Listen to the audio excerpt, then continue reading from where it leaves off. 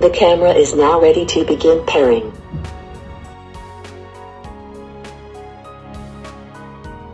Power on your camera and check that the blue indicator LED is blinking. Enter the camera name and address. Using default name and address can go to the next step directly. Enter the Wi-Fi password. Please do not connect with the 5G.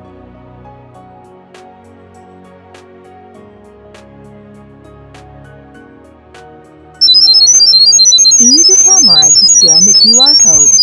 Maintain a distance of about 4 inches until you hear the confirmation. Pairing information received. Camera installed successfully. Fully charge the camera at first use.